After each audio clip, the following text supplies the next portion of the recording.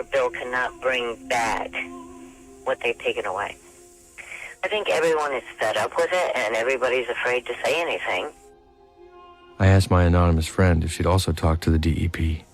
They said there was no proof, and that they needed proof in order to do something. Well, when the DEP basically refused to help, how did you feel about that?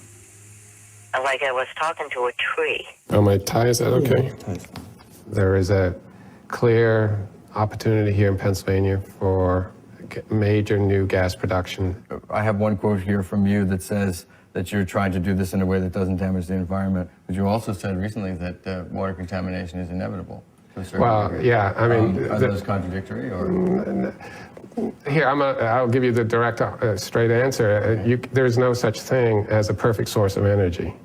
It's absolutely the case that natural gas production is not perfect, and the issue of actual contamination by drilling chemicals at Dimmock has been examined at 39 homes. We've looked, done independent testing, and there's been no contamination of the drinking water by those chemicals found. Well, actually, I have in here, samples that are from all over the country. This one's from Wyoming, Colorado, and then one here from Dimmock.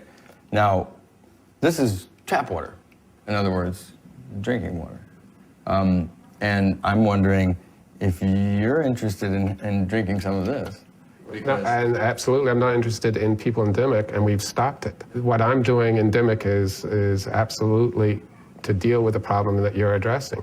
It's the very last thing in the world we want anybody to do is to drink it. There's only 4 households that water is being replaced by. Those are the households where the problem exists. If there were 10 households, we would require it for 10. If there were 15 households, we would require it for 15. If there is an individual who's had their water contaminated by gas migrating that is not getting their water replaced, I want to know about it. Every single person who has had that occur to us has their water replaced. The bottom line is what matters. We're not going to allow folks who have had their water contaminated as a result of drilling to sit there and have to drink that kind of water.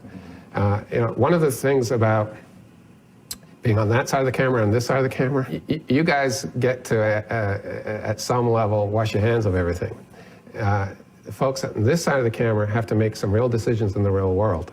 And until somebody comes up with, I guess, the hydrogen economy, I don't have perfect answers to all these things. And I have to make trade-offs. And those trade-offs recognize that you're often taking 2 steps forward and perhaps 1 step back. And that's a lot of the decision-making that goes on right now. I actually view it in the opposite way, as not a person behind the camera, as a person who lives in Pennsylvania.